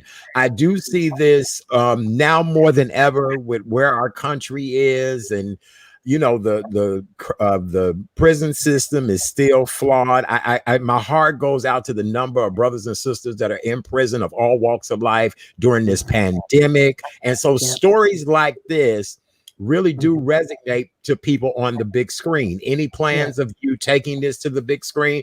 And I'm sure Carl definitely would want to roll in that because that's your buddy now. Take care of him. Well, not only a role in it, but well, first of all, we have optioned the screen rights. We did it early on. The producer is only too aware that I wholeheartedly believe in Carl as a director. I believe him as an actor.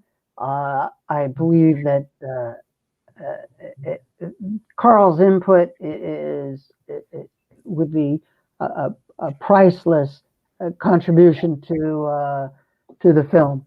But for reasons that I won't bore your listeners, once I option it, and my colleague Lee Rosenbaum, we're not active with the feature right now. We probably won't be for reasons that are a little complicated, but they respectfully have to do with the fact that who's the best to tell Tiyo's story, and what prism is ideal for that to be expressed through. And certainly both Lee and I think that while we are intimate with story and our respect for Tiyo is off the charts, it's best to hand it over to others who I think from a dramaturgical point of view will bring a far more sophisticated and appropriate vision to the film.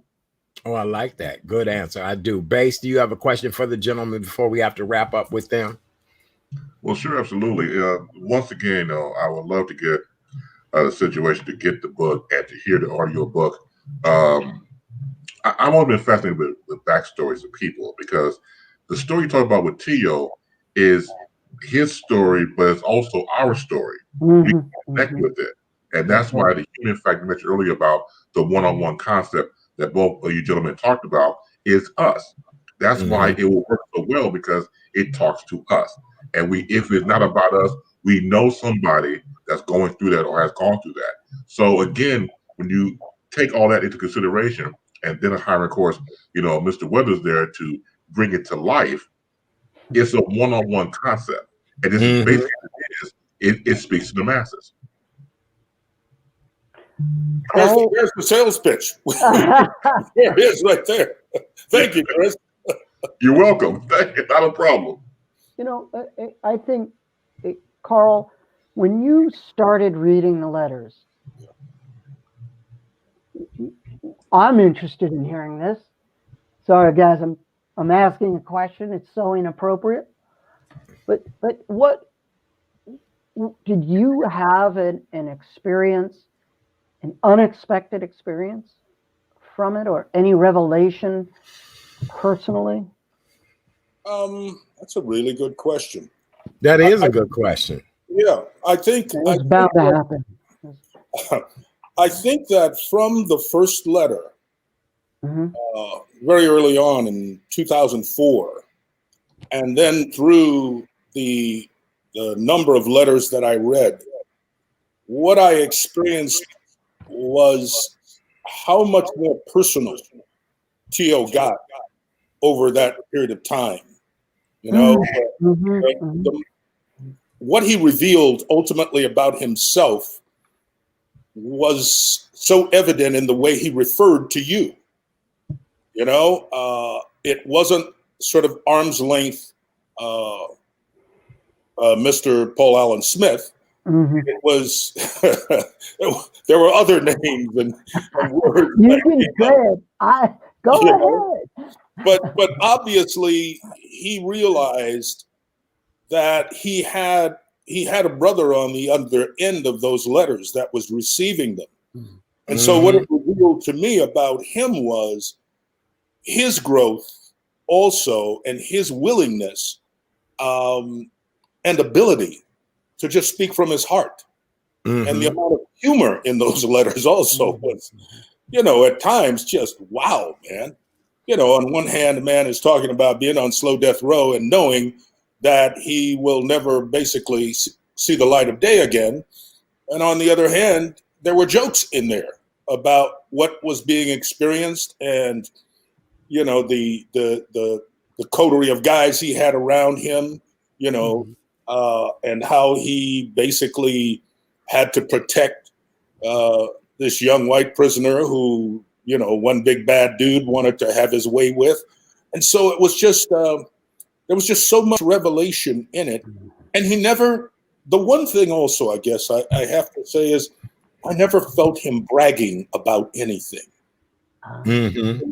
Something in it all, you know, that was just so generous, man.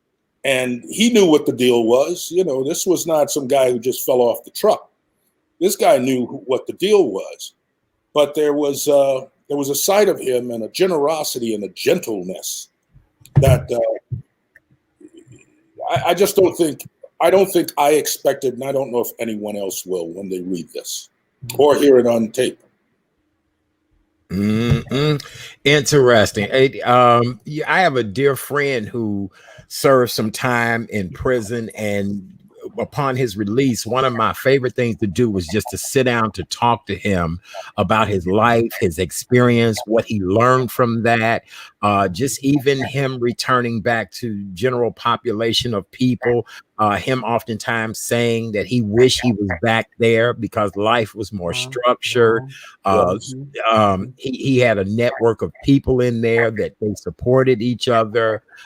He ended up getting a degree in prison, much like, you know, this gentleman. So it just as a black man, it makes me wonder, and I continue to see more and more of my brothers going to prison, people I grew up with going to prison.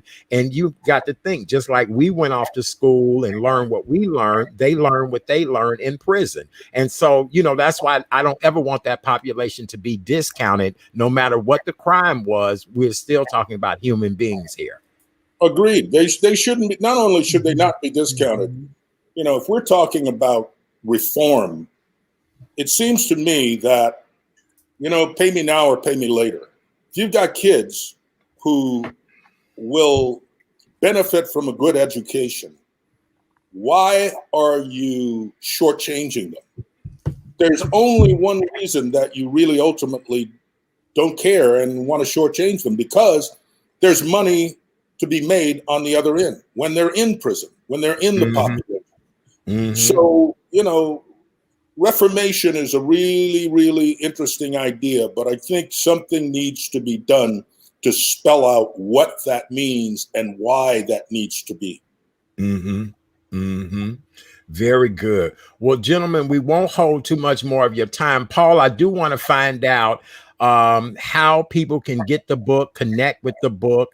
And before both of you gentlemen would leave us tonight, we are in election season. We have 7 more days until the big decision is made. So any words of encouragement you want to leave with the audience, we'd be honored to have words of encouragement from both of you gentlemen. Well, I'll go ahead, Paul. Go. No, Carl, I'm deferring to you. Well, let me say, first of all, it's been a pleasure to be here with you, and talking about Tiyo and about what he was up to and trying to do and what his interests were is an absolute joy, despite the circumstances under which he was going through all that. As it relates to this election, I received, I live in California, and I received my vote by mail envelope on one day and literally filled it out that night, went and put it in the drop box at the library the next day. I don't trust the mailboxes. I don't trust a lot of places that aren't bona fide drop boxes in this state that are going to take that ballot and send it directly to be voted.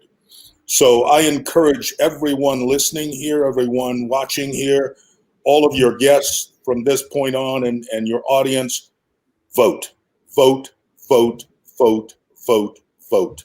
If we want to change, we have to be the change. And the way to be the change is to vote. Amen, brother. Amen. Somebody get my tambourine and pass the collection plate. Amen. Yes. Brother Paul, don't forget to plug the book for us, but give us your closing thoughts as well, too. Well, I think what Carl said is 100% important.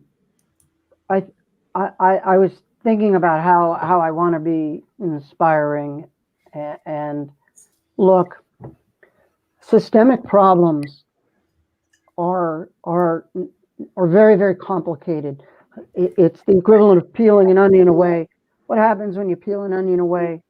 You cry, you tear up. And the problem when you really focus on a systemic issue, and in this case, we're speaking about prisons, the abolition of prisons, the history of prisons in the United States. What happens as you dig deeper, you realize your own complicity in and around the systemic problem.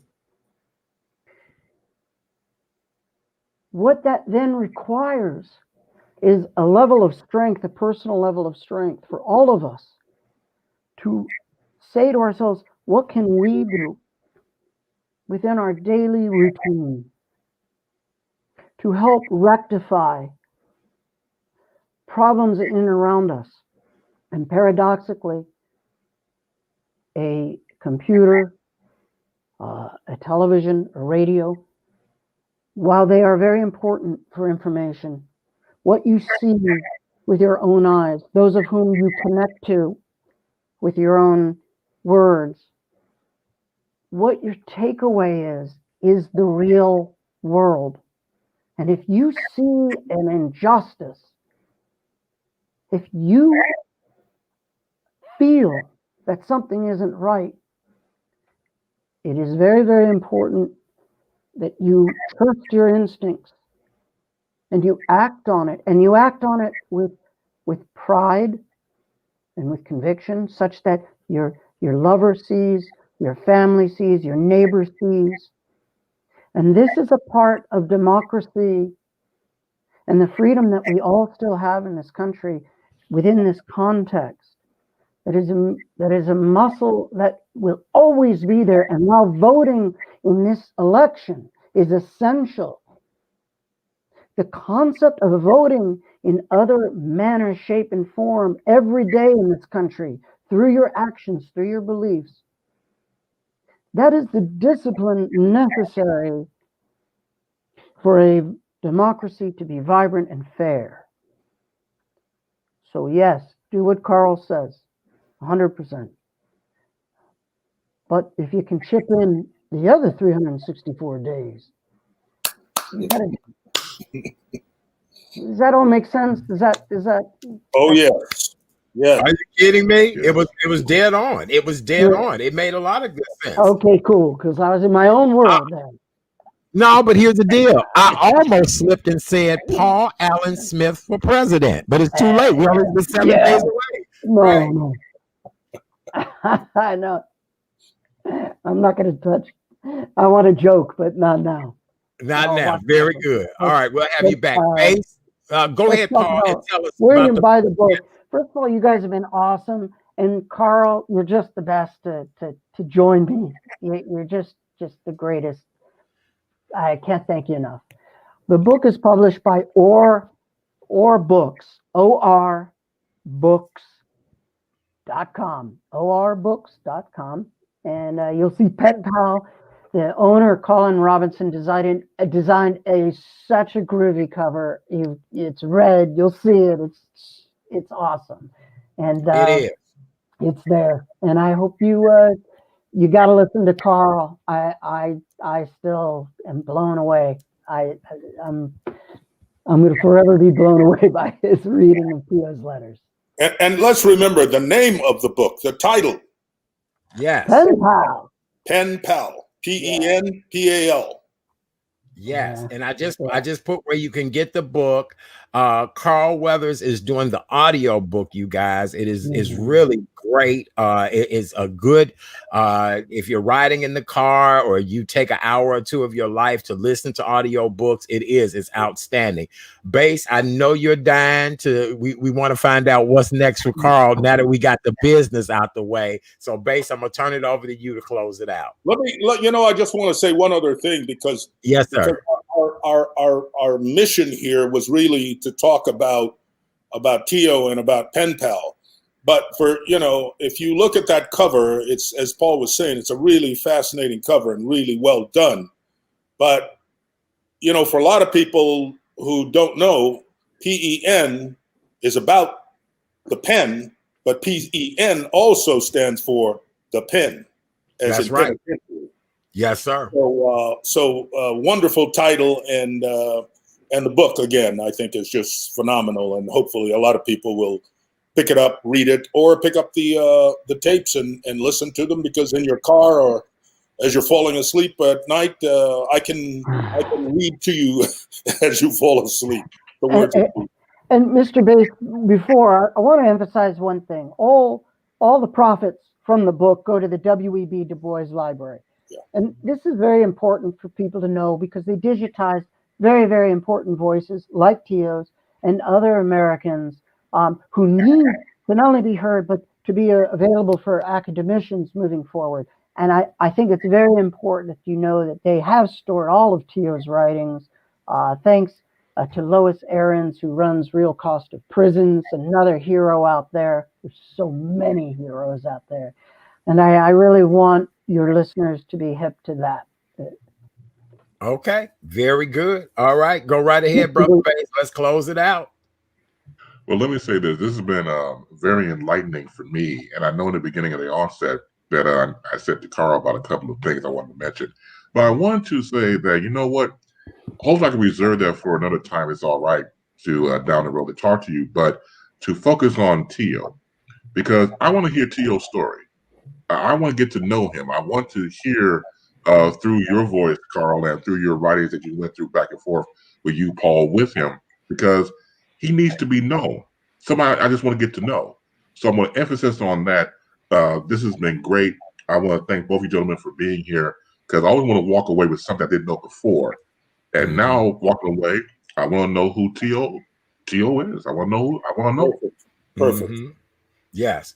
Oh, and Carl, I was supposed to tell you 50 ladies have texted me, and they've all said that you can put them to bed now. They said right. They said that, look, right. So sales should go through the roof, because 50 ladies who just saw you on my Facebook page and other pages have all said, oh, that's Carl Weathers. Right. So, and you just said, let me put you to bed every night. So these ladies are excited now. So congratulations. You the it man.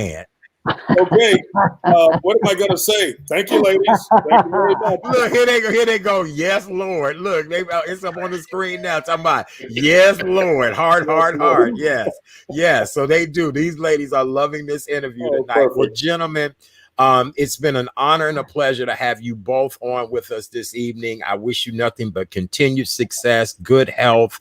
Hopefully your families are doing well during a pandemic. Who knew? And thank you for encouraging everybody to go to the polls and voting and all of that. And Pen Pal is the book, ladies and gentlemen. ORBooks.com is where you can get it online, or you can always go to audiobook. And Mr. Carl Weathers is the voice of the book. He's doing the narration, and we're just honored to have had you here tonight. Paul, what's next for you? Oh, I don't think you want to ask. I'm always fighting the good fight, and I'll spare you and your listeners. But all right. Well, whenever you want to come back and update us, we'd love to hear more about what you're doing. Right. I'd be my pleasure. Thank you. All right. And Carl, what's next for you? We know you are busy right now, but anything special coming down the line? Well, in a few days, we will have the second season of The Mandalorian online on Disney Plus. And if you've seen the first season and enjoyed it, hopefully, I think you're going to enjoy the second season even more. All the familiar faces will be there, but also there's some wonderful guest stars that will surprise people. And I directed one of the episodes. So in another time when we chat daddy, we can chat about that. Beautiful. All right. Well, gentlemen, thank you both so very much. God bless. Pen Pal is the book, you guys. Audio book as well, too. The legendary Mr. Carl Weathers and Mr. Paul Allen Smith. Thank you guys so much, and have a great night. Thank you. Bye, All guys. right, we appreciate Thank you. you. Guys. Thank you again. All right, boy, that was great, Bass. That was excellent. Yay! Yes. That was good. Yeah. Carl looks great. I mean, timeless. Yes. You know what I'm saying? Yeah. I mean, that's that Hollywood life, Bass. We need to move out to Hollywood. Well, Dudley needed to do something, man. You know, he's been a hero of mine for years. I didn't want to inundate the interview because it was about, Zio. I didn't want to do that, but I did have those questions that I have for Carl. But like you said before, this was a time for to talk about the Pen Pal book and everything else, and about what Paul Adam Smith has contributed and done a great, fantastic job with that. I like learning, and as an individual, I really do, because you walk away a little bit smarter. And God knows we need that for all of us. And to I tell my students, never say never. I never thought I'd get a chance to even talk to a Carl Weathers, but that was through you. You were very gracious to share your show for me to come on as a co-host and to get a chance to interact with him. Dude, see, now I can go around and brag to my fellows. Look, I know Carl by his first name. Right. It was like we were sitting in the living room with him. You know what I'm saying? Yeah. Oh yeah, absolutely. But see, here's the deal, Bass. Who knew that we would even be in the positions we're in right now? Two gentlemen who are really driven and passionate about this business, who really want to make a difference through communication. I'm not here for the fame, the glory, the accolades. I've had all of that. I'm here to get a message and a word out to people so that we can all come together, understand each other, learn from each other. And so who knew that, here you are where you are, here I am, in my office and studio, and these two gentlemen were wherever they were. And we just had what I consider a great barbershop conversation with four men about life. Isn't that something? And that's what Kay Renee said, the year of reset and pivot, So brother, it's my honor to have you as the co-host tonight. I knew this would be an interview you'd enjoy. That's how I select my co-hosts, based on the topics. It's tremendous. See, and I admire your position, but I do want the fame and fortune and things like that. So it ain't all of that. It ain't all of that. Been there, done that. Well, for you, been there, done that. I haven't. I'm still trying to get some. So there you go. Yeah, we got you, brother. I never forget you. I promise you, because you've helped me in times when I really needed the help and the support. And you are truly, as I've said many, many times ago, unlike many people in the industry and business, you've always been genuine, kind, nice, and have always shown reciprocity. And that's what I appreciate. Oh man, the feeling's more than mutual, And I'll say I never shared this with you until now. Now we're doing confession. We're talking about the ultimate Oprah and the ultimate Art Chat Daddy Sims. Sometimes you start to second guess yourself in this industry. Do I have what it takes, or can I make a name for myself, or am I original enough, whatever? And that's just me. But I think that when opportunity presents itself, like you would invite me on your show to become a guest co-host, I never took that for granted. You sit back and wonder, do you still have it, or are you okay? And you second guess you, like I said before. And then when I walk away from your show, I would feel a little bit better from time to time. So I want to thank you for that. That helped me out tremendously.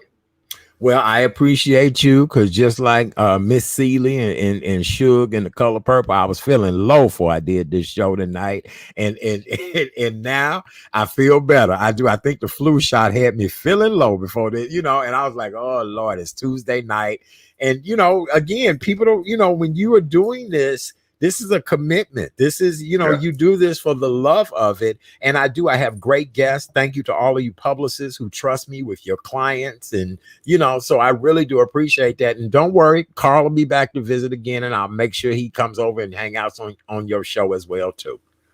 Look, this is the first time I have to say this, and I mean it sincerely. It's a friendly jealousy.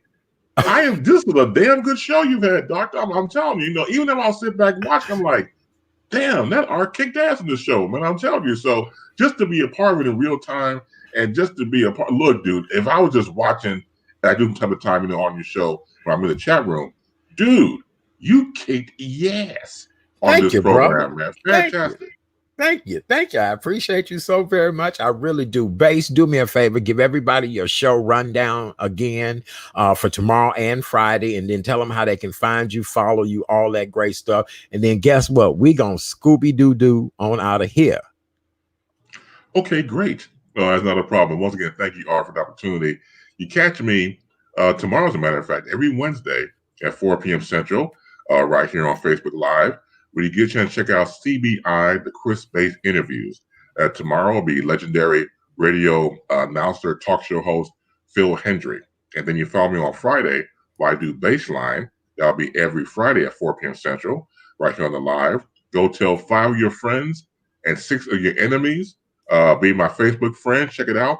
I accept good people and bad people. Let everybody know that Baseline is in the air. Yes, very good. Well, brother, thank you so very much. On behalf of my co-host, the incredible Mr. Chris Bass, Boom Shakalaka, and yours truly, Art Sims, it's been another, or Chat Daddy to y'all. I'm giving my government name, which you guys know that. You know who I am. It's been a great show tonight. Do me a favor. Go over to YouTube and please subscribe to The Real Chat Daddy Show on YouTube. It's free. It's easy. It's simple. It helps me out quite a bit if you please subscribe to that YouTube page. I would appreciate that, you guys. I really would. Same way with Facebook, The Real Chat Daddy Show on Facebook. And do me a favor, all of these great guests we have on the show, all you have to do is hit the share or start a watch party button and invite more people in on these wonderful conversations. Don't forget, tomorrow night I have another great show. Kay Renee is back in the guest co-host seat, so you know she's going to be talking about getting the vote out, a couple of other things, and then she and I are going to talk to you about getting that house together for the fall, things that you can do, and then we're going to also talk about infant loss during the month of October, which is commemorated during this month. All right, Bass, it's been a good one, my brother. I appreciate you so much. For more information about yours truly, please visit therealchatdaddy.com. Therealchatdaddy.com. That's how we do it, Bass. Absolutely. You cannot have 2 chat daddies. It's only one. That's why I got therealchatdaddy.com right there. Yeah, therealchatdaddy.com. Not many people. I remember when I first started telling people my name was Chat Daddy, and people would look at me and wouldn't get it, couldn't understand it, any of that. And I'm like, well, I was named Chat Daddy. A DJ actually named me Chat Daddy. And cool. Absolutely. Mario Page, the gentleman who is now famous for taking the picture of the sisters from the Divine Nine. That was his photo that has been seen all over the world. Mario was my DJ for my relationship chat when we were at Jazz and Java on 35th and King Drive. And he was the one that came up with the name The Chat Daddy. And so it has been that ever since. And I appreciate Mario for naming me that. And who knew it'd be a household word? I did. I knew it would be. I knew it would be. It's the rest of these silly ninnies that didn't know that. Silly ninnies. Silly ninnies. Right. Silly ninnies. They had to catch up to you. Silly ninnies with slick titties. How about that? That's how that works. That sounds like a good cartoon. Slick ninnies with slick titties, or ninnies with slick titties. Okay, never mind. Say good night, Bass. Good night, Bass. Happy Halloween. Don't forget to howl at the moon Saturday night, Bass. See you later. Already. All right. We out of here. Good night. God bless you guys. Stay safe. Oh, let me remind you, what's the rule? Wear your mask. You guys know, wear that mask. Sanitize. Important to sanitize. Yes. Stay clean. Social distance. And if you're not feeling well, keep your ass at home. Chicago's shutting back down on Friday. We'll talk to you guys later. Have a great night. I'll see you tomorrow night. Goodbye and one.